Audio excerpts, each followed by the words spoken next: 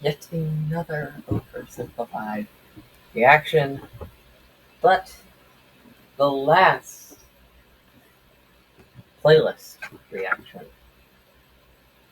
The last playlist we'll be reacting to is Napoleonic Wars.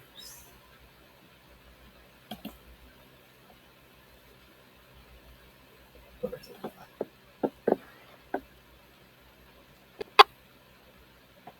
This video was made possible by NordVPN. Stay safe online by clicking the link below and get a huge discount off a 2-year plan with a risk-free 30-day money-back guarantee. Also, why not grab yourself a character pin of the Little Corporal himself before they sell out? And big shout out to the patrons. Head on over to learn about benefits such as Discord access and maybe even a little behind-the-scenes content. Okay, Mrs. Bonaparte, this is it. One last push and we're done. Congratulations! It's a general. Oh, and here comes the rest of the army now. Did you just say the rest of the army?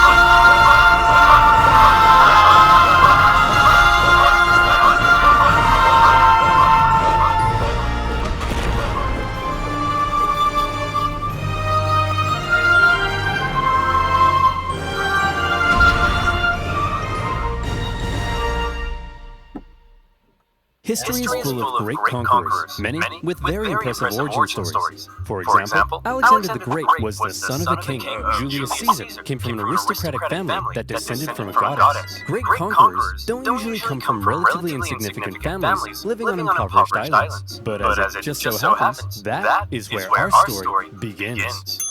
In the early 18th century, the island of Corsica was a part of the Republic of Genoa until one day Corsica said, hey, we're declaring independence, and it's probably not worth your time to try and stop us. So Genoa said, you're right, it isn't worth their time. Hey France, you want to buy this island? And France said, sure thing. And thus, Corsica became France, just in time for Napoleon to be born French. Many Corsicans didn't appreciate their new conquerors, however, and from an early age, Napoleon developed some fairly anti-French sentiments. Napoleon's dad, however, quickly embraced his new French overlords, which created some tension between dad and son. Ooh, look at me. I'm dad. I wear powdered wigs and silver-buckled shoes, and I'm a traitor to the Corsican people. Go to your room, Napoleon. No, you go to your room, Dad. Okay. On the other hand, Napoleon adored his mother, who was definitely the disciplinarian of the family, and even though she would punish Napoleon severely, he kind of respected that. But Napoleon's parents wanted the best for their family, and since they were a very minor nobility, they were able to have Napoleon sent off to the shining lights and rat-infested sewage puddles of the big city. Napoleon went to military school in France. Okay, Napoleon, why don't you introduce yourself to your new classmates? Well, I'm Napoleon, and I hate all of you. Your farts smell like cheese, you can't pronounce the letter R, all you do is go on strike, and you call eggs biffs like a bunch of big dumb idiot dingleberries. Okay. Thanks, Napoleon. I hope you like being bullied. And bullied, he was. They picked on him for his Corsican accent, his family's lack of wealth, and it probably didn't help that he also had a bit of a chip on his shoulder, but he could hold his own, and on an average day, might be found dishing out ratatouille sandwiches for breakfast. He spent much of his time alone, and he loved reading about the great conquerors of history. He learned about Julius Caesar, and he wondered if one day he, too, might have a pizza franchise named after him. He excelled at math and geography, and when he graduated at the age of 16, he was made second lieutenant in an artillery regiment. Now, second lieutenant might sound pretty sweet to a screw-up like you, but Napoleon had a little something called ambition. Stonks of it. And he wasn't content being just some junior officer. He wanted to rise the ranks. Unfortunately for him, that would be a little difficult. Well, Napoleon, I've reviewed your application. It's clear you're very skilled and would be a perfect fit for the promotion. And Simeon, you're just about the biggest idiot I've ever seen. Your test results suggest you have the mental aptitude of a senile earthworm, and in the part of the form where you list your experience, you seem to have drawn a picture of a gerbil giving birth to a shoe. But your dad is the Marquis de Lafayette, so you get the job. French society was just too closed off. Positions were handed out based on nobility, not talent, and the young Napoleon probably felt stuck. Wouldn't it be nice if, say, a revolution came along and changed all of that? Well, what are the chances? The French Revolution is here. Bastille toppling, head chopping, king popping. The revolution promised to do away with the old social hierarchy and make everyone a little more equal. Napoleon may not have cared much for the violent mobs, but if it meant he could rise the ranks, he was in. He began fighting to defend the revolution. He put down a British-sponsored counter-revolution in Toulon and got promoted. He put down a royalist uprising in Paris and got promoted. And as his military prowess became more recognized, he was even given his very own army. It was astonishing progress for such a young man of humble origins, and Napoleon's wildest dreams were coming true. But Napoleon also believed he could increase his social status if he married an older rich lady, and so around this time, Napoleon went on the prowl. However, if some sources are to be believed, he was a verified creep. He reportedly had terrible luck with women, and most wanted nothing to do with him. Fortunately, he eventually met Josephine, an aging single mother who was deeply in debt and needed stability, so she agreed to marry him despite finding him intensely disgusting. Napoleon, you dirty dog, you've done it. Unbeknownst to Napoleon, however, Josephine had a bit of a promiscuous reputation. Hey Napoleon, I hear you're marrying Josephine. Boy, she sure is a great kisser. That's right. Hey, wait, what do you mean she's a great kisser? Hey Hugo, you hear Napoleon's marrying Josephine? Wow, she sure is a great kisser. Now hang on just a minute. Hey everyone, Napoleon's marrying Josephine. Oh yeah, wow, she sure is a great kisser. Real good at kissing. I'm pretty sure I kissed you. For goodness sake, is there anyone here who hasn't kissed my wife? Yeah. You. As Napoleon fell madly in love with his new wife, she fell madly in love with a man named Hippolyte. It wouldn't be long, however, before Napoleon would leave home and go to war, because while France was having its revolution, tensions in Europe were rising. Hey Austria, you'll never guess what we just did. What's that, France? I got two words for you. Revolution. We totally just socked it to our monarchy. What? Dude, the rest of us are monarchies. You've just totally threatened the balance of power in Europe. Now we have to worry about our stinky peasants rising up against us. I mean, holy hell, your queen is... Okay, friends, this is pretty awkward, and the rest of Europe is probably itching to give you a wedgie. But you're not ready for a war yet, so you gotta be cool, man. It's absolutely crucial that you say something to defuse the situation right now. Preposterous! I declare war. So France ended up at war with basically the rest of Europe, and the War of the First Coalition began. At first, France struggled, but then they started to do surprisingly well, and in many conquered territories, they began to establish sister republics, exporting their revolutionary ideas across Europe. In 1796, they planned a three-pronged attack to take Vienna and knock Austria out of the war, with two magnificent armies in the north to kick ass, and Napoleon in the south as a bit of a diversion. For the first time, Napoleon would lead a military campaign. This was his chance to prove himself, to be somebody. And what a general he proved to be. The army he was given were demoralized, lacking equipment, and underpaid, but Napoleon galvanized them with inspirational speeches, and he took them into Italy. He was outnumbered, and his campaign was partially meant to be a sideshow, but he made it the main show. While the two northern armies were being held back, Napoleon made staggering progress. In a signature Napoleon move, he masterfully split his enemies into two and took them on separately, knocking Sardinia out of the war and putting the Austrians on the run. At the famous Battle of Lodi, he was in the fray, aiming the cannons himself, getting covered in mud, and earning the total respect of his men. They respected him so much that when he ordered an almost suicidal assault on the only bridge in town, his men threw themselves at it and took it despite fierce Austrian resistance. For Napoleon, it was all he needed to confirm that he was the greatest human who had ever existed. Wow, Napoleon, you're pretty great at this military stuff. Just be careful your head doesn't get too big. What did you just say to me, you little prick? And as Napoleon swept through northern Italy, the Italians cheered his arrival. Yes, I'm here to liberate you from your cruel Austrian oppressors and replace them with French ones. Napoleon plundered as he went, sending riches back to France to help its economy, but also paying his men the first real money they'd seen in years. The Pope had been supporting the Austrians, so Napoleon briefly went to go give him a slap, and as he began to approach Vienna, the exhausted Austrians were forced to make peace, with Napoleon overseeing negotiations himself. He had just single-handedly knocked Austria out of the war. And by the way, he was only 28, so maybe it's about time you moved out of your dad's attic. In the Italian territories he had conquered, Napoleon established new French sister republics, even writing constitutions and organizing governments himself, not something a general generally does. When he got back to France, he was hailed as a hero, and the extremely unpopular government were concerned he might get some power-hungry ideas, so they agreed he should go far away from France to Egypt, where he could maybe undermine British access to India. Napoleon was eager to win more glory, so he brought with him a team of scholars, and he was like, whoa, it's a freaky man cat. Whoa, it's a big stick. Whoa, it's an ugly horse. Whoa, it's a stumpy little manlet. Hey, I'm actually average height for the time. But then British Admiral Nelson came down and wrecked his fleet, and an Anglo-Ottoman force defeated him at Acre, so Napoleon abandoned his men and went back to France. His campaign in Egypt hadn't gone quite as planned, but one thing you should know about Napoleon was that he was a skilled propagandist. He published his own newspapers that sometimes exaggerated his achievements, and even commissioned paintings that generally made him look cool. So when he returned to Paris, he was yet again hailed as a hero, and he began to get some power-hungry ideas. First, however, he had a bit of a problem to deal with. See, he had learned something shocking about his dear wife. Really, Josephine? This guy? I'm just as tall as him. I'm sorry, I swear. Now that you're becoming famous, I'll never do it again. Make sure you don't. I've never stooped so low as to cheat on you. Now if you'll excuse me, I'll be in this room consulting my generals for the next 30 minutes. And by consulting, I mean boinking. By my generals, I mean this woman. And by 30 minutes, I mean 2 seconds. Having dealt with his wife, Napoleon was then approached by a very influential politician who said he had an idea.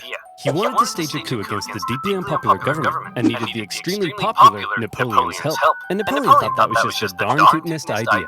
The plan was to trap the government and convince them to voluntarily give up their power. And here's how they did it. Hey guys, oh my gosh, quick! There's a dangerous Jacobin plot to overthrow you, which we definitely aren't just making up. Better get inside this cage so we can protect you. Okay. Gentlemen, we got him.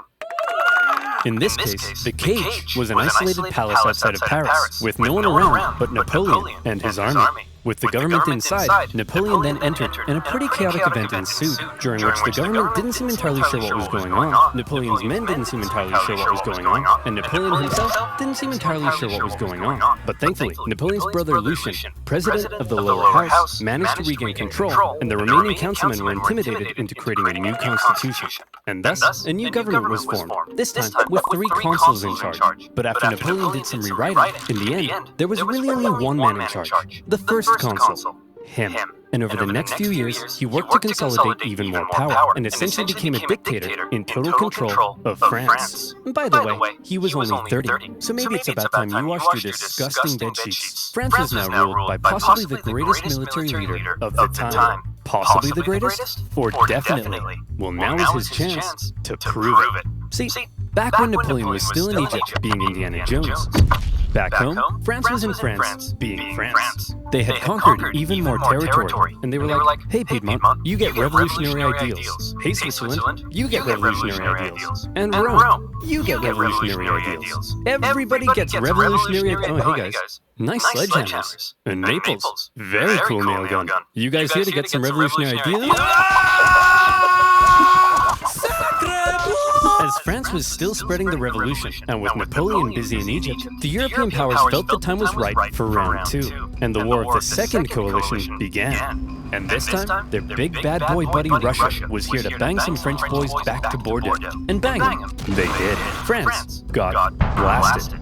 But then Russia pulled out after stalling in Switzerland, and now that Napoleon was in charge of the country, he was ready to start blasting right back. He took command of the army of the reserve, and he brought the fight to the Austrians. Now, there are many traits that made Napoleon a great military leader.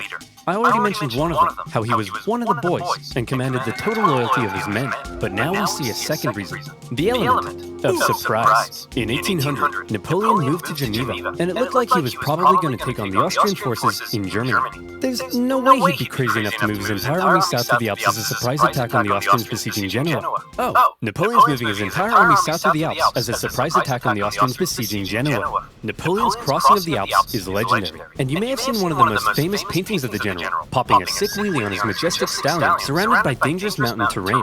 Of course, in real life, he made the crossing on a depressed mule. But that's not as cool. When he emerged in Italy, the Austrians expected him to come break their siege, but Napoleon went for their supply line near Milan, forcing the Austrians to meet Napoleon head-on at the famous Battle of Marengo.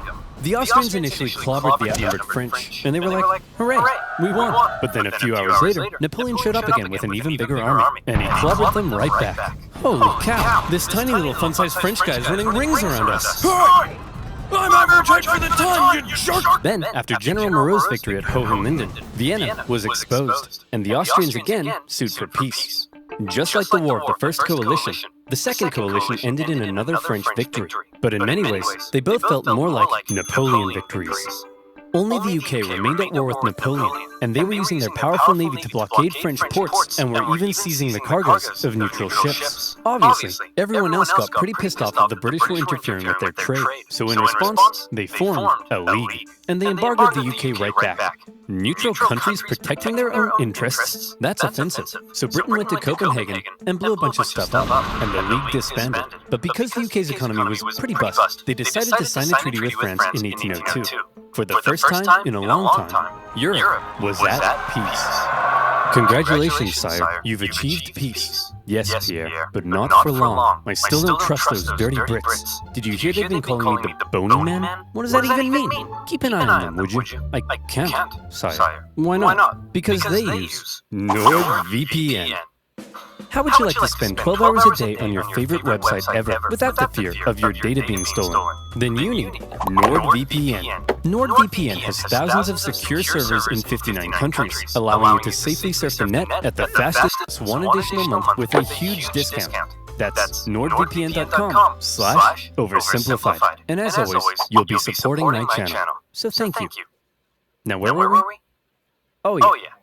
Crossing the Alps, defeating the Austrians, and Europe at peace. What a meteoric rise it had been for the young Corsican. He had just taken charge of a nation that appeared to be losing a war and turned it all around, securing French gains in Europe. But there was now a big question. You see, throughout the chaotic French Revolution, French governments had struggled to keep the economy afloat. They often didn't have a whole lot of support, and they frequently came and went. Would Napoleon finally be the man who could stick around? Military victories were one thing, but could the general also govern? Spoiler alert. Yes, the economy's crumbling? Well then why don't you have yourself a new national bank, currency reform, and improved taxation and welfare systems? The legal system is an incoherent mess? Well then why don't we nicely wrap all those civil laws up into one new centralized legal code? Corrupt government officials? Throw them in the trash. Bad infrastructure? Throw it in the trash. Women's rights? Throw them in the trash. Wait, really? Well, yeah. Unfortunately, while Napoleon was building on the equality of the revolution, he also largely scaled back rights for certain groups, and husbands had full legal control over their wives. But come on, ladies. Maybe let men have a slice of the pie for once. Okay? Napoleon further reformed education, ensuring a system based on individual ability, meaning now Simeon had to compete with everyone else, and Napoleon could get the cream of the crop to help him run the republic. But he wasn't just building on the ideas of the revolution. The revolution had led to a lot of chaos, and Napoleon needed stability. So he rolled back a couple things, most notably with religion. The revolution had pretty much kicked the Catholic Church to the curb, but Napoleon understood that since many French citizens still considered themselves Catholic, that could be a problem. So he came to an agreement with the Pope and brought back the Church, only this time with some pretty hefty power limitations. He also ensured freedom for other religions, and is often noted for his positive treatment of Jewish people at a time of widespread anti-Semitism. But while all of this may make Napoleon sound like a pretty stand-up dude, it's good to note that he believed in religious freedom because he thought it was a powerful tool to keep the poor from eating the rich. Or something like that. Overall, Napoleon's aim was to end the chaos of the revolution and finally create a stable and prospering French republic. And in that aim, he seemed to be largely successful and generally popular with the people of France. He officially declared that the revolution is over, adding, "I am the revolution." Napoleon's head could be seen for miles. Of course, not everyone was happy with Napoleon's reforms. Conservatives felt he was too radical. Radicals felt he was too conservative. But since Napoleon was a dictator, opposition could usually be stamped out with some good old-fashioned iron fisting. In 1804, Napoleon took one last major step. After some failed attempts were made to assassinate him, he wanted to strengthen his position and ensure his dynasty could live on after him. And so he decided being first consul for life simply wasn't quite enough. He decided he should become emperor. He held a vote, asking the French people if they were cool with the idea, and they returned a definitely not rigged 99.9% in favor. The balls on this man. And so on the 2nd of December, 1804, in an elaborate ceremony at Notre Dame, Napoleon was made emperor. The Pope was even invited to attend, and normally he would crown an emperor, but to make sure everyone knew this wasn't some Charlemagne-style circular power division, Napoleon lifted the crown and placed it on his own head. Like I said, the ball's on this man. He was now Emperor of the French. Well, Napoleon, you were a general, then you became first consul for life, and now you're an emperor. Is it enough yet? Is your ambition finally satisfied? I don't know, Pierre. What comes after emperor? I would say God, sire. You want to be a god? Yes. I'll put it down in a maybe. Okay, everyone. What the hell is going on? This Corsican guy showed up out of nowhere, and he's kicking our ass. He's exporting the ideas of the French Revolution wherever he goes, and he just declared himself King of Italy and Emperor. He can't do that. I'm the Emperor. Oh, hey, fellow monarchs. I see you're having a monarch party. My invite must have got lost in the mail. I'll just set up a spot right here. Wow. You don't belong here, Napoleon. We're coming to take you down. I'd like to see you try. Whoa, I'm so scared I just pooed my pants. Hey, everyone, I just pooed my pants.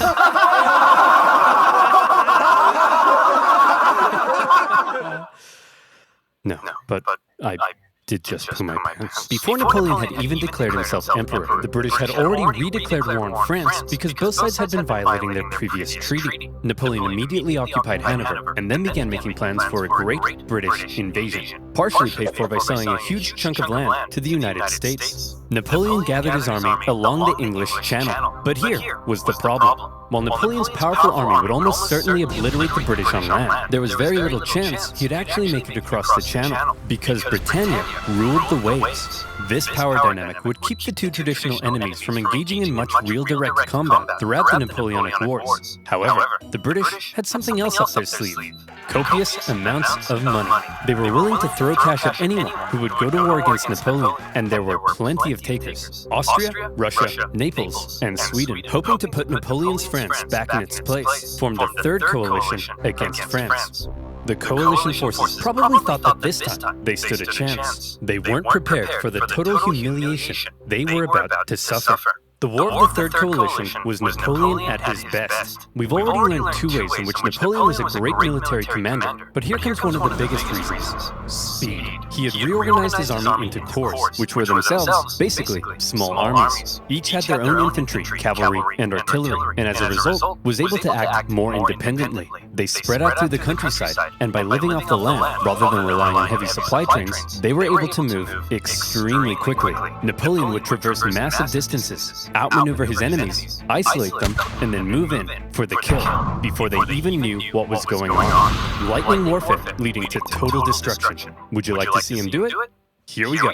Part of the coalition's plan was for the Russians to meet up with the Austrians and take on Napoleon together. Combined, they could turn the tide against him, so Napoleon needed to stop them from ever meeting. But he's all the way over in Boulogne. No problem. In a matter of weeks, Napoleon marched 200,000 men, in secret, encircling Austrian General Mack and capturing his entire army. A devastating blow.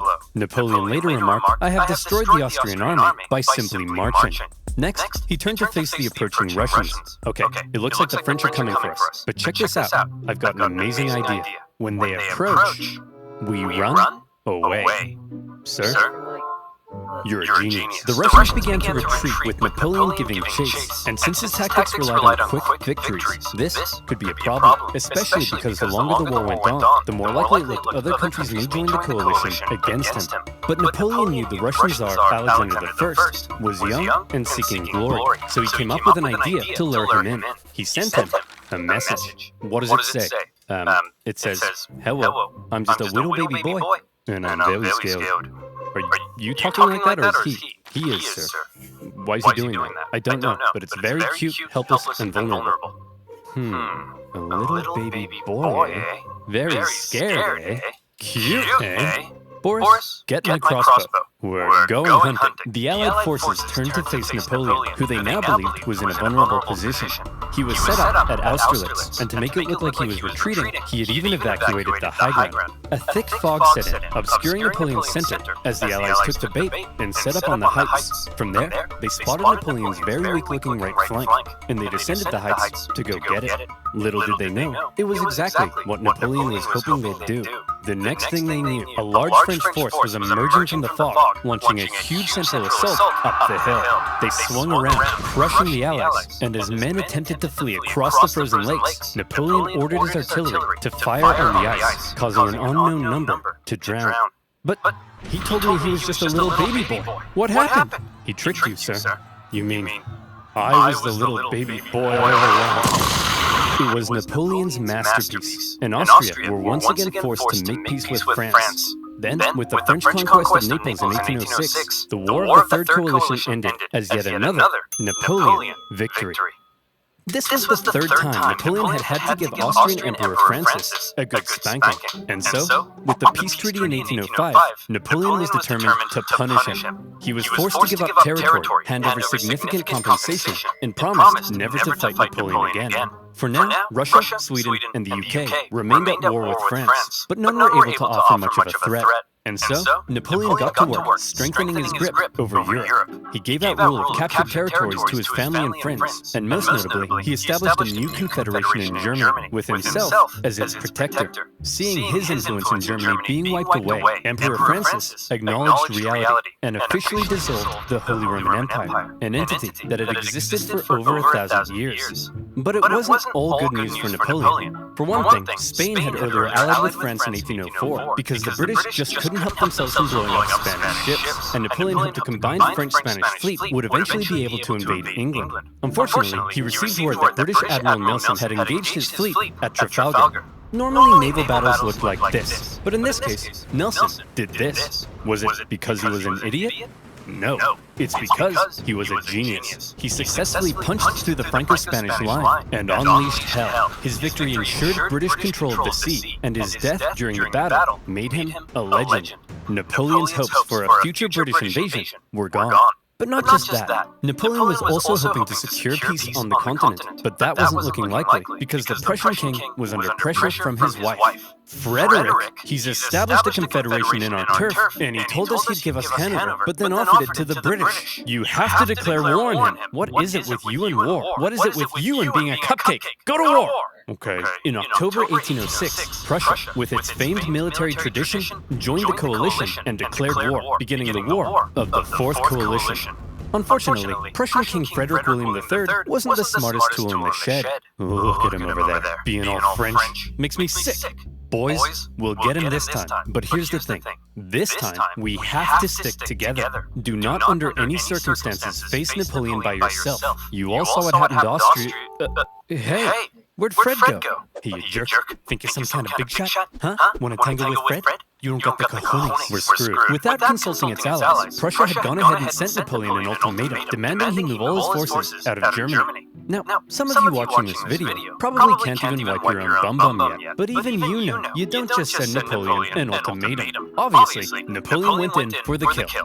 Prussia's army was quite outdated, so when they met Napoleon at the twin battles of Jena and Auerstedt, it wasn't even close. Even Marshal Davout's heavily outnumbered corps at Auerstedt sent the Prussians running, and Napoleon carried out a ruthless pursuit of his fleeing enemy, taking Berlin and within a single month decimating the Prussian forces. Frederick William and the remnants of his army moved to the east. At this point, Napoleon's forces were pretty tired. Winter had come, and conditions were miserable. He anticipated both sides would settle into winter quarters, but Russia decided to try their hand at an unexpected winter attack. A series of brutal battles followed that took a heavy toll on both sides, including the vicious Battle of Eylau, fought in blizzard conditions. Men froze to death, and many deserted. The Russian artillery tore the French to shreds, and Napoleon himself was momentarily under risk of being captured. In the end, the French army was saved thanks to a legendary cavalry charge by Napoleon's flamboyant cavalry commander, Murat.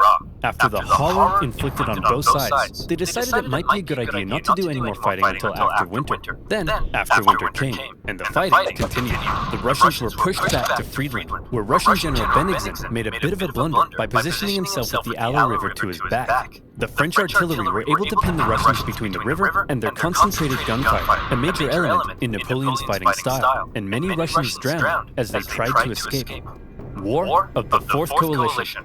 Victory, Napoleon.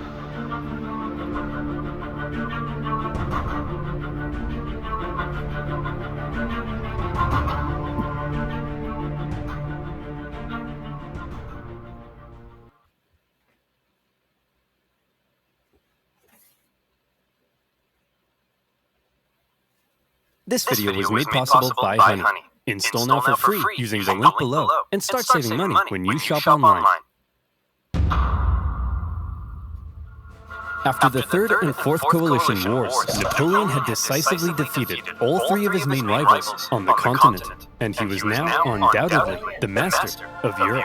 After the Battle of Friedland, his enemies sued for peace, and they all met on a raft on a river for negotiations. They had been fighting for the past 4 years, but now Napoleon and Alexander surprisingly got along like a house on fire. They laughed together, they chatted long into the night, they kissed. The two had a lot of mutual respect, and Napoleon even told his wife that if Alexander were a woman, I would make him my mistress.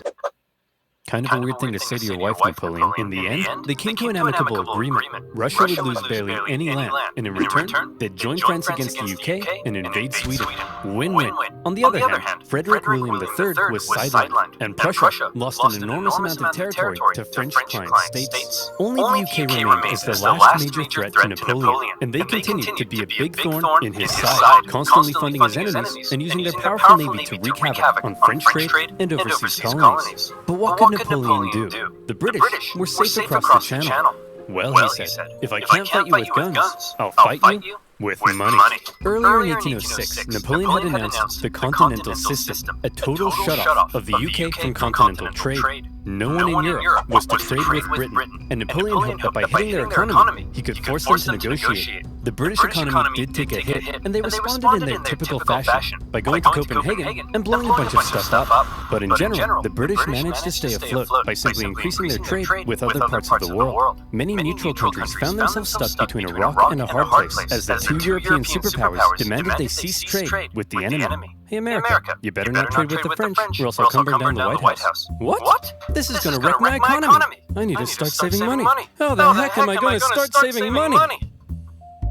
Yeah, that's right, you know where this is going. Do you like shopping in store? Of course not. Then you'd have to get up and use your legs. Gross. Well, what if I told you you could save money doing your shopping from the comfort of your own outhouse, allowing you to upgrade your outhouse to a porta potty? Go you. Honey is a free browser extension that scours the internet for promo codes and applies the best one it can find to your car. And blowing up Copenhagen.com/OverSimplified to start saving money on your online shopping. Now, where were we? Oh yeah, making peace with the Russians, a continental blockade, and blowing up Copenhagen. Sick of being blown up for doing almost nothing, and under significant pressure from Napoleon, the Danish officially sided with France. But Napoleon's blockade had the biggest effect on continental Europe, who were now cut off from a major trading partner, one that controlled the seas and held a rich, growing empire. And a lot of countries didn't fully comply. Portugal, a traditional British ally, refused to take part. No problem. Napoleon sent an army and invaded. But it wasn't just Portugal. Many of Napoleon's allies were also suspect. Your Majesty, it seems that Spain isn't properly enforcing your blockade. Spain? Why not? Well, it appears they've been trying to find a way out of being your ally since they lost their fleet at Trafalgar. What is with these people? It's almost like everyone's only pretending to be my ally because they know otherwise I'd beat them up. Do I even have any real friends? Are you my friend Pierre? Say yes, I'll slap you. Napoleon had come to mistrust his ally to the south, and in particular, Napoleon thought the Spanish royal family were an incompetent mess. Alright, Carlos, you've got to get it together. How can I trust you when all you do is go hunting? Meanwhile, you let this ambitious nobody who dislikes me run the country, and you seem to be the only person in the universe who doesn't realize he's boinking your wife. And what's worse, who the heck are you? I'm the king's son. I just overthrew my dad. So, actually, now I'm the king.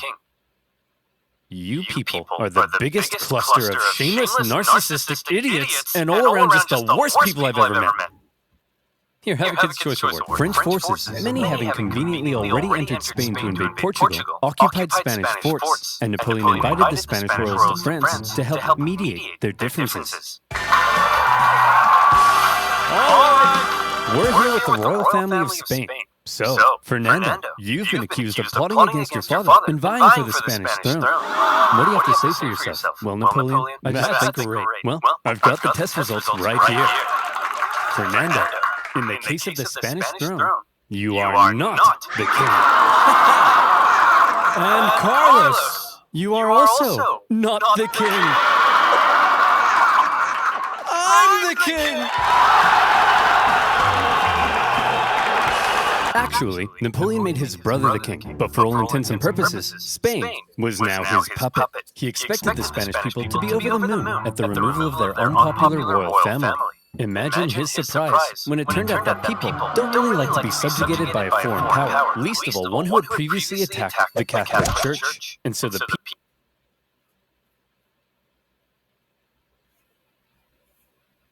people of Spain revolted. Brutal fighting broke out as bands of armed Spaniards ambushed French troops across the kingdom, and vicious atrocities were committed on both sides. In addition to fighting the regular Spanish and Portuguese forces, the French had to contend with tens of thousands of guerrilla fighters throughout the Spanish countryside. The British even took the opportunity to land an army led by the future Duke of Wellington. And now, British forces were defeating French ones on land. Napoleon briefly went to Spain in person, and he did drive back the Allied armies, but before long, his attention was needed elsewhere. The whole thing became a nightmare for the emperor. He excelled at traditional warfare, but this was something more akin to Napoleon's Vietnam. The whole conflict would keep hundreds of thousands of French soldiers and resources bogged down for years. Napoleon was never able to break the will of the Spanish people, and this problem weakened his position in Europe. Hey, Francis, want to go to war with Napoleon again? Oh, I don't know, Britain. He's already whomped me 3 times. I'll give you a bazillion pounds. Well, okay. Seeing that Napoleon was now caught up in Spain, and with some British funding, Austria decided maybe, just maybe, this time, they'd have a chance. So did they? No. Napoleon defeated them in just 4 months. It was quick, but it wasn't exactly easy. The Austrians had been watching Napoleon and learning, and they had made some reforms, while Napoleon, after years of war, was increasingly having to rely on inexperienced conscripts. So this time, the Austrians gave him a run for his money. The Fifth Coalition saw some of the bloodiest battles to date, including Napoleon's first major defeat, and when he did finally defeat the Austrians at the Battle of Wagram, it was a very costly victory. Still, Napoleon had yet again kicked Francis's butt, and as part of the peace terms, Austria lost a bunch more land. Not long after, however, Napoleon and Francis came to another agreement. It was decided that Napoleon would marry Francis's young daughter. But wait, doesn't Napoleon already have a wife? Well, yes. He did. Josephine and Napoleon had become quite fond of one another, but now that Napoleon was playing the monarch game, he needed a male heir, and his aging wife wasn't giving him one, so it was out with the old and in with the new. At least he didn't behead anyone. For Austria, they felt that if Napoleon was going to keep on winning, they may as well be on his side. So through the marriage, Napoleon got an alliance with Austria and a beautiful baby potato. Between the failing blockade against Britain, the ongoing war in Spain, and now his recent struggles in Austria, cracks in Napoleon's invincibility were beginning to show. But still, look at this map. So blue, so beautiful. Even Sweden, after being pulverized by Russia, overthrew their king, and after an interesting chain of events, ended up putting one of Napoleon's own marshals in charge. Marshal Bernadotte took the name Karl Johan and became Crown Prince of Sweden, after agreeing to join Napoleon's continental system. For now, Sweden was Team France. Napoleon was on top of the world. He had won an endless string of victories. All he had to do now was sit back and not make any major miscalculations that could completely turn the tide of war. So let's see what comes next. France's alliance with Russia was a terrifying prospect. Together, the two could have been unstoppable, but unfortunately, the alliance didn't last. The Russians felt they weren't getting a fair deal. Napoleon's Duchy of Warsaw right on their doorstep was a bit of an insult, and then their economy began to tank because of Napoleon's British blockade. And eventually, they began to open up trade. Your Majesty, it seems Alexander is no longer abiding by the continental system and has begun trading with the British. Alexander? But he kissed me. He kissed you? You wouldn't get it, Pierre. No one would ever kiss you. The security of Napoleon's empire depended on removing the British threat, and he wasn't happy with Russia's backdoor shenanigans. And so in 1812, Napoleon decided to go to war. He gathered together the most massive army Europe had ever seen, made up of troops from every corner of his empire, and he prepared to invade. Okay, it looks like Napoleon's coming for us. Generals, I need ideas. We could stand and fight. No, that's stupid. You're stupid. We could run away. You're a star. You'll remember Napoleon's tactics relied on astonishing speed to outmaneuver his enemy and force a quick, decisive battle. Well, I've got 2 words for you. Scorched earth. If his opponent retreated while scorching the earth, his men couldn't live off the land. And if his men couldn't live off the land, he needed his supply trains. And if he needed his supply trains, he couldn't move quickly. And if he couldn't move quickly, he could not maneuver his enemy. And if he could not maneuver his enemy, I think you get the point. Napoleon launched his invasion and hoped for a quick battle, but all he could do was try to catch the retreating Russians while moving deeper and deeper into hostile territory. As he went, the horribly hot summer devastated his army. His men died of heat, exhaustion, and disease. Supplies began to run out, and his men began to starve. Many deserted, and still the Russians continued to retreat. Numerous times Napoleon considered turning back, but that little voice in his head kept on telling him, keep going, just a little further. And don't worry, you're definitely average height for the time. He nearly caught the Russians at Smolensk, but it was his birthday, so he had a party instead. When he finally reached Moscow, he predicted the Russians wouldn't be willing to give up such a historic and holy city without a fight. And he was right. The Russians finally turned to face him for the single deadliest day of the Napoleonic Wars, the Battle of Borodino. The Russians fought valiantly, and as he got older, Napoleon's battle tactics seemed to become a little less refined and a little more run straight at the enemy, try not to die. He launched a full frontal assault at the Russian defenses, and as a result, the death toll was colossal. The Russians eventually decided to retreat, leaving Moscow to fall into Napoleon's hands. Quick, the French are taking the city. Release all these prisoners immediately, and tell them to burn it to the ground! Well, Jimmy the arsonist, you are not going to believe your luck. Moscow went up in flames, and as Napoleon entered, it became very clear his army wouldn't be able to stay there very long. But he had just defeated the Russian army and taken their most beloved city. In his mind, he had won. So he sent Tsar Alexander in St. Petersburg a letter. Your Imperial Majesty, Napoleon requests your surrender. How shall I respond? You shan't, Dmitri. Ever? Ever. But, Your Majesty, it will be winter soon. The French forces are stuck 500 miles into Russian territory with dwindling supplies. If we don't say anything, well, then they'll all die. Oh! After waiting for a response for about a month, the first snow of winter began to fall, and Napoleon sensed the catastrophe that was about to unfold. He decided their only choice now was to get out. And that's when it happened. It got cold. Stupid cold. His glorious invasion had just become a race for survival. As the Russians realized the French were fleeing for their lives, they began to close in on their supply line. Men froze to death, their horses as well. There was starvation and disease. The injured and dying could only be left by the side of the road, as it was too slow to try to carry them. And all along the way, the dreaded Russian Cossacks stalked the bleeding French army, and every now and then swept in for a quick attack. Napoleon, fearing capture, kept a vial of poison around his neck. At one point, the Russian armies nearly trapped him against the Berezina River, but a little Napoleon cleverness gave him the old Geoffrey juke, tricking them into thinking he was going south and then escaping across rapidly built pontoon bridges to the north. When the Russians realized where he was and began to close in, the French burned the bridges before everyone could cross. Hundreds drowned, and thousands were captured. At this point, Napoleon got wind of plots against him forming in Paris, so he abandoned his men and went back to France. The remaining French stragglers made it across the border. It's been estimated over 600,000 men went into Russia. Less than 100,000 returned. Napoleon was now in a very precarious situation. His army had just been obliterated, and the other European leaders smelled blood.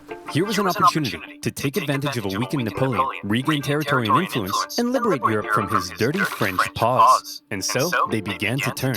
Prussia soon broke their alliance and switched sides, while Austria declared neutrality. Even Sweden, led by one of Napoleon's old marshals, joined the Allies, partly due to Napoleon's earlier invasion of Swedish Pomerania. The War of the Sixth Coalition had begun. The coalition forces had been reforming their armies, and they were now much better. And the UK had also significantly amped up its financial aid to its continental allies. Their armies quickly advanced through Poland and into Germany. In Paris, Napoleon was understandably freaking out. He needed to put together a new army fast, and he called up over 100,000 new conscripts, mostly teenagers. He also put his factories into overdrive, and he was like, you, make more rifles. You, build new cannons. You, make more horses. I don't make horses. Then who makes horses? Horses make horses. Explain how. Well, when a daddy horse and a mommy horse love each other very much. Yes, go on. Well, then the daddy horse... I'm sorry, Napoleon. You're 43. I thought you'd know this stuff. Don't touch me! I'm gonna be sick. As it turned out, Napoleon's lack of horses would take the biggest toll on his army, since his tactics relied on speed, maneuverability, and destruction. When he took the fight to the Allies in 1813, he did defeat them and sent them running. But lacking cavalry, he was unable to effectively pursue and destroy. He needed horses. For the Allies, being defeated in battle by a man whose army was now full of inexperienced conscripts was concerning. So both sides were like, hold up, time out. The Allies were somewhat cornered, and had Napoleon kept going, it's possible he could have won. But instead he agreed to a brief truce with the Austrians, mediating between the two sides. When Austria demanded Napoleon make major concessions, Napoleon told them to shove it. Having had their terms rejected, Austria felt now they were justified in saying, well, we tried, and they joined the coalition. Okay, everyone, look at us. The boys are back together, but Napoleon is still dangerous, so we need a plan. Any ideas? Ooh, I know. No, forget it. That's stupid. Oh, no. I've got it! When he approaches, we run away. Genius. He's a genius. The plan was as follows. Wherever Napoleon advanced, whoever he advanced on would avoid battle, allowing the others to sweep in from the sides and attack the French marshals guarding his flanks. Essentially, the plan was, don't try to fight Napoleon. And this plan worked tremendously. The Allies scored a number of victories that saw Napoleon move back to the city of Leipzig, where he would make one last major stand as the Allied armies converged in on him from all sides. The stage was set for the biggest and bloodiest battle of the Napoleonic Wars, the Battle of Leipzig. Almost 500,000 troops from over a dozen nations stretched across the battlefield. The French found themselves fighting on all sides for 4 days against the Austrians, Prussians, Swedes, and Russians. It's no wonder this battle is also sometimes referred to as the Battle of the Nations. The French fought ferociously, but ultimately were no match for the coordinated efforts of the coalition. At one point, in the midst of battle, Saxon troops allied with the French had a team huddle and were like, hey guys, I'm pretty sure the French are losing. Let's switch sides. And so they did. When it became clear that Napoleon couldn't win, he ordered a retreat across the only bridge over the river. The Allies swarmed into the city, and desperate fighting raged in the streets. Okay, Corporal, after everyone has crossed the river, I need you to blow up the bridge. Okay? Not before everyone's crossed, after. You got that? Yes, Colonel, I'm not 5, I can comprehend time. Good. Wait, did he say before or after? Well, fortune favors the bold. The bridge was blown early, and 30,000 French troops were stranded and captured. A disaster. And with that, the dominoes were beginning to come crashing down on Napoleon. In the south, an army under the British Duke of Wellington had been pushing the French out of Spain for the past few years, and were now crossing into France. Austrian armies had pushed into Italy, while Napoleon's old flamboyant cavalry commander, Murat, who Napoleon had made King of Naples, decided to switch sides. German states, many resentful after years under Napoleon's thumb, turned against him, and the Confederation of the Rhine collapsed. Bernadotte invaded Denmark, and they were forced to join the coalition, while the Netherlands were liberated. You'd think Napoleon might have seen the writing on the wall, but he was Napoleon, and so instead, he prepared to keep fighting. As attitudes in Paris were already beginning to turn against him, he called out more conscripts to defend the exhausted nation. As for the Allies, they weren't sure exactly what they were aiming for here. A few peace offers were floated that may have let Napoleon keep his position, but the British kept throwing around even more money, and eventually, they all agreed that the ultimate aim was the deposition of Napoleon entirely. And so, Napoleon embarked on one of his most famous campaigns to defend the homeland. He was completely outnumbered, but the Allied armies had split up and spread out. His army was so small that he could move at lightning speed, and he used this to his advantage. In the famous 6 Days campaign against Prussian General Blucher, he attacked from all directions and defeated Blucher's forces 4 times, only suffering a tenth of the casualties he inflicted. Even with his back completely to the wall, Napoleon was still Napoleon. Then he turned south to take on Schwarzenberg's army of Bohemia and enjoyed even more victories. However, Napoleon's problem was that he couldn't be everywhere at once, and wherever he wasn't, the Allies continued to push towards Paris. He made one last-ditch attempt at moving in behind the enemy lines and cutting off their communications, but Paris was in disarray, and the people were sick of war. One ambitious and slightly treacherous politician sent the Allied armies a letter basically saying, "Hey guys, come on in." And so, they did. The city's defenders surrendered, and as the Allied leaders entered Paris, the people cheered them as bringers of peace. Paris had fallen. Quick, marshals, gather your men. We're gonna launch an assault on Paris. Where are my marshals? They all left and told me to give you this note. Napoleon's marshals had realized what he hadn't. It was over, and they insisted all that was left now, for the good of France, was for him to abdicate. And without the support of his army, Napoleon had no choice. He hoped his son could take his place, but it was decided instead to restore the old Bourbon monarchy. Old King Louis XVI's brother would become the King of France. It was almost like the French Revolution had never even happened. But what will we do with Napoleon? We can't have a hyperactive 44-year-old menace running around reigniting revolutionary ideals and plotting his return. Well, why don't we send him... I don't know. There. The location chosen for Napoleon's exile was the small island of Elba, just off the coast of Italy. Napoleon was to rule over the island, and even got to keep the title Emperor of Elba. The Allies must have been in stitches when they came up with that. When he learned what his fate was to be, he drank the poison he had been keeping around his neck. But it had gone out of date, so instead of a quick and painless death, he got a painful stummy-wummy instead. Before he left France, he addressed his oldest and closest guard one last time, making an emotional speech that ended with him kissing their flag, and off he went to exile. The deal that was given to him was actually quite generous. His family were given titles, he was to receive a state pension from France, and he was able to receive many distinguished visitors, all eager to come and meet the famed emperor. And he ruled over Elba well, improving infrastructure and introducing many legal and social reforms aimed at improving life on the island. Hey Napoleon, just coming in to check on how it's all going. Holy smokes! But it wasn't all good. For one thing, he learned of the death of his first wife Josephine and was deeply saddened. He was forbidden from seeing his son and current wife, and in Austria, Emperor Francis had ordered a local count to seduce her, so she would forget about Napoleon. Then, the new King Louis XVIII refused to give Napoleon his agreed pension. He was under constant threat of assassination, and there were even rumors that the Allies were thinking of relocating him somewhere even more remote. But the biggest problem was that Napoleon was once the master of Europe. He had lived a thrilling life of adventure, fame, and glory. Now, he found himself on a tiny island in the Mediterranean, and he was bored. Wouldn't it be nice if he could somehow return to France and reclaim his throne? Hey Napoleon, want to go back to France and reclaim your throne? I would, Pierre. But how? Well, I was thinking we could just take this boat. Will that work? Surprisingly, yes. Pierre, remember when I told you no one would ever kiss you? Yes, sire. Well, pucker up, boyo. Yay. When Napoleon left Elba, it wasn't really the daring escape you might think. He basically had kind of a leaving ceremony, hopped on a ship, and sailed back to France. He brought with him an army of about 1,000 men, and he began his journey to Paris. However, in Paris, there was now a new king, and at first, the people largely accepted him because the last few years of war under Napoleon had brought immense death and economic suffering. That's right, the king is back, baby. Divine right to rule. Don't worry, everyone. I know the economy is kaput, but I and my courtiers will withdraw into this palace, and we will definitely work as hard as we can to fix everything.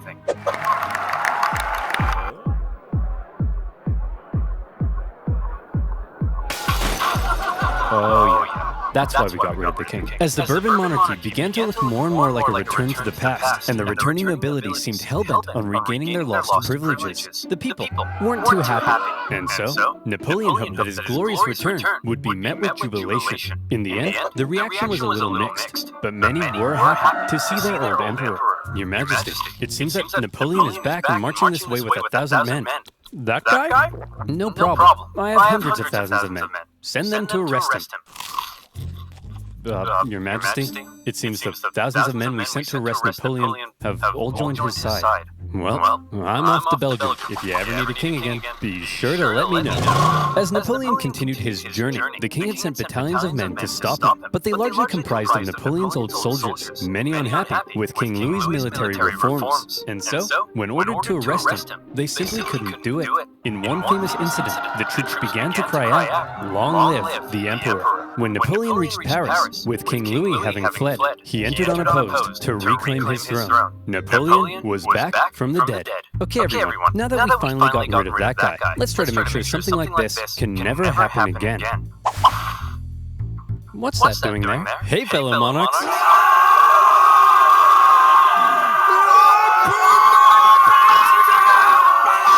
This time, Napoleon promised he would be a mucho good boy and not start any wars. But the Allied leaders were having none of it. They declared Napoleon an outlaw and the illegitimate ruler of France. Then, they declared war, not on France, but on Napoleon himself. And when you have multiple empires declaring war on you as an individual, that's how you know you're a very naughty boy. The Allied powers began making plans to combine their forces and once again invade France. The most immediate threat to Napoleon were the British and Prussians hanging out in nearby Belgium. If Napoleon could knock them out quickly, maybe he could force the Allies to negotiate, and maybe he could hold on to his power. Together, the two armies to the north outnumbered him, so he made a plan to divide them and take them on separately. Historians debate how much of a chance Napoleon had here, but this same strategy of dividing and conquering had worked for him multiple times. He marched north with 125,000 men and took on the Allies in a number of initial engagements, defeating the Prussians before turning to take on the British. But to Napoleon's dismay, miscommunication and hesitation among his marshals allowed both enemy armies to retreat, and crucially, rather than fleeing east, the Prussians moved north, where they could remain in contact with the British. Napoleon sent a force to hold off the Prussians as he moved in on the British, now holding a defensive position at Waterloo. Prussian General Blucher sent word that he would come to Wellington's aid if he could just hold off the French for long enough. Napoleon had to defeat Wellington before the Prussian army could arrive in force, and it was close. The British held the high ground and a number of key defensive buildings across the battlefield. After waiting some hours he didn't have for the ground to dry, Napoleon sent men to assault the Hougoumont farm, but the British-German garrison there held out. French Marshal Ney launched a number of miscalculated cavalry charges at the British lines. The British formed defensive square formations, and they tore the French cavalry to shreds, while one guy chose the absolute worst time to go on a bender. The French did manage to capture a farmhouse directly in front of the British line, and from there, they unleashed artillery hellfire on the British square formations. And as Napoleon sent his Imperial Guard in to finish the British off, a nervous Wellington knew his lines were at breaking point.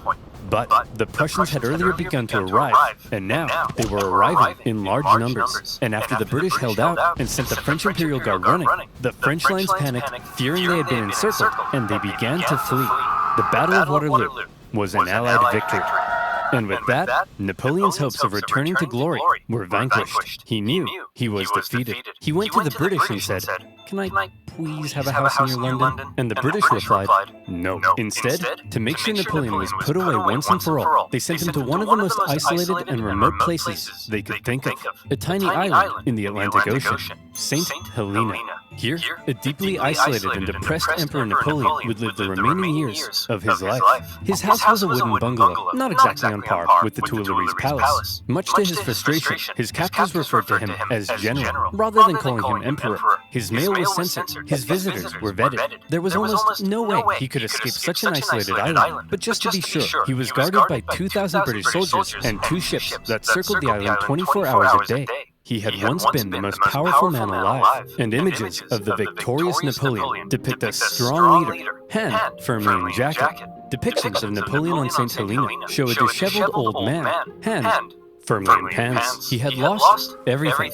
And by the way, he was only 46, so maybe it's about time you know what? You're doing all right, kid. Napoleon fought one last battle while on the island. The battle for his reputation. He spent hours writing his memoirs, espousing his achievements, recording his greatness, and turning himself and his story into a phenomenal legend. And in this battle, he certainly succeeded. His mark on history cannot be denied.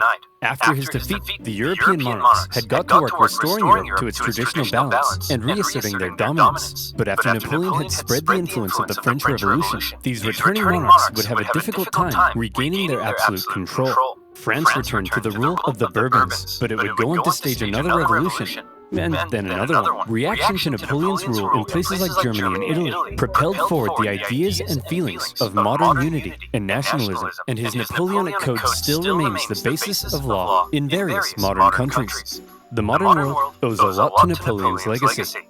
He remains statistically possibly the greatest military general in history, and his revolutionary military tactics changed the face of warfare. He was the last truly great leader to both lead his armies in battle while retaining total political control over a vast empire. There's still hope for Joe Biden, but the the man remains somewhat of an enigma, and we still aren't sure exactly what to make of him in some regards. Was he the champion of the French Revolution, spreading equality wherever he went, or did he betray it by making himself an absolute monarch and restricting certain liberties? Was he an ambitious and aggressive conqueror, hell-bent on bringing Europe to its knees? Or was he simply defending himself against an aggressive Europe, hell-bent on reducing his power? Some things will continue to be debated.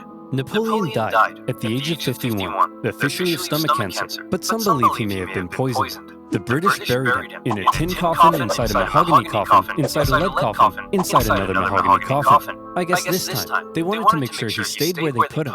In 1840, his remains were moved to Paris, where they now rest under the dome of Les Invalides. The man from humble origins, with huge ambition, ruthless determination, immaculate skill on the battlefield, and a hefty dose of luck, who was determined to make his mark on history, did just that. There is no immortality, he said, but the memory that is left in the minds of men.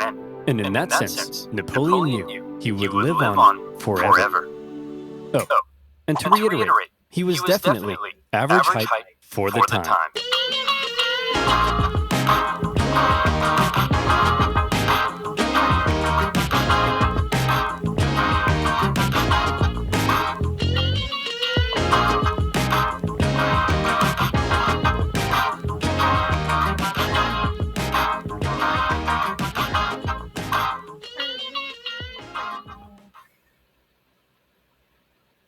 Okay.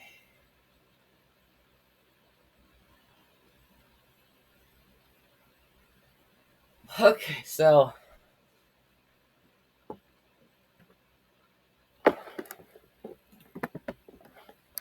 that was the Napoleonic Wars. Yes, we are finally done with playlist recordings. I'm finally done with recording playlists. By the way, I'm only saying this based on the order I will put it in my playlist and recording. That's what the order I will put it in recording. But you can watch it in literally any order you want. It's not like it's important. Any order is important. It's all individual things. So, but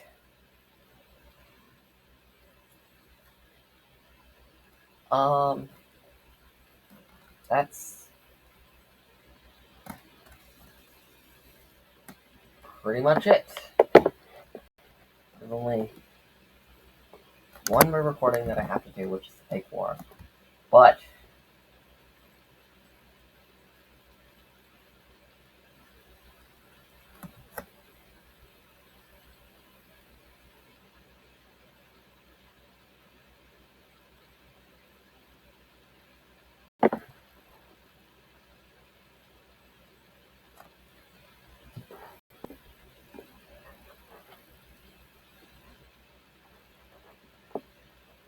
and we're done.